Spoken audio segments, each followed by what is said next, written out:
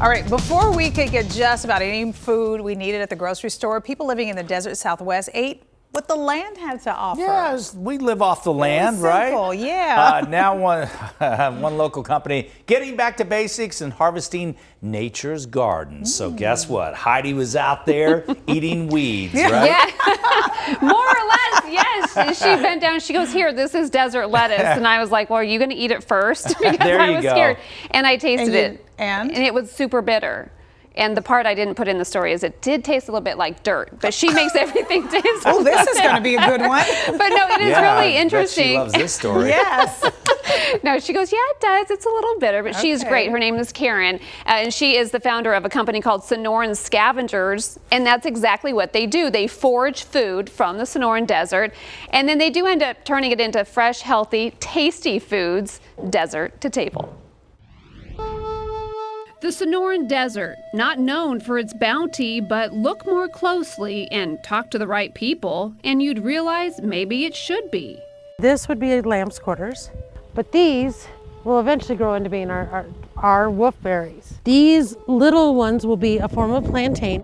Karen Bedell makes her living on what's living in our backyard. You look at the desert and you don't realize there are actually 2,500 different products you can forage.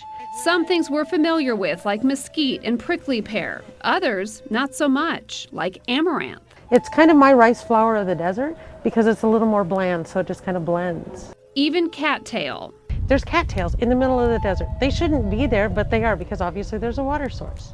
So it's always amazing when you find something new. She's beautiful. The stalk is like asparagus, and then that top, the little like hot dog everybody calls it, is full of pollen that makes an amazing bright yellow flower. Flours, jams, syrups, baked goods, all homemade from nature's garden. Our flowers from the desert do not taste bland like a wheat flour. They've got a lot of flavor, a lot of character, so it gives things a better taste. There's even desert lettuce.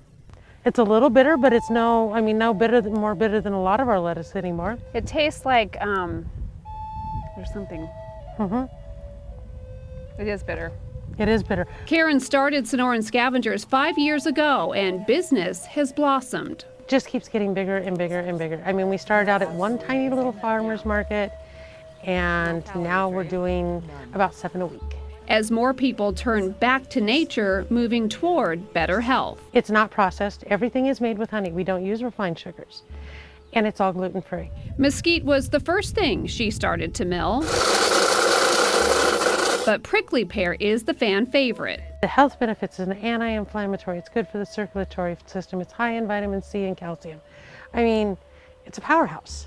Karen has been foraging since she was a little girl up in Colorado, but even she was surprised to learn how much the desert had to offer. I've studied a ton. I've been at the library, I've taken classes, I've done anything I could to learn more. And it shows. Wolfberries are our desert's version of the goji berry.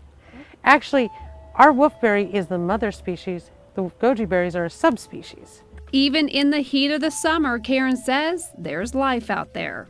The Palo Verde and mesquite in particular have to be harvested right before the monsoons. When it's 110, we're out there as soon as the sun comes up. A labor of love to bring good food from desert to table. So when people say nothing grows in the desert, they're wrong. have no Everything idea. grows in the desert. So just a note, in case you're worried, they only take 20% of what's there because they want to be sure it continues to grow, because they want to go back and do this again and again and again. But anybody can go out there and do this. They have a license to do high quantity foraging, but if you wanted to go out, Olivia? If you had the confidence to know like, what these was are the last safe. two people, by the way. It's a big no for me. If you did, you can. It's very caveman. It's just a little, I think it's exciting and interesting, but it's a little bit scary. I once had a strong allergic reaction, like hospital visit, to a meal that was, I know, but that was, part of it was a lot of foraged foods. So I think it was something in like a wild soup, and you don't know what is going into everything. Because growing up, you're taught, don't eat the berries, you don't know they could be poisonous, but she is so educated, and she continues to learn from people who've been doing this for a long time, so just buy her if stuff. it wasn't for the, having to go to the hospital, you guys would be big hits on Survivor, but... Right. Speaking of Survivor, we're going to have I the know. winners in there. Four-time winner is coming up later. Heidi, thank you, but no thanks. I'll be down with the Shocker. jams. Okay. That sounds good. All right, and then the beet juice.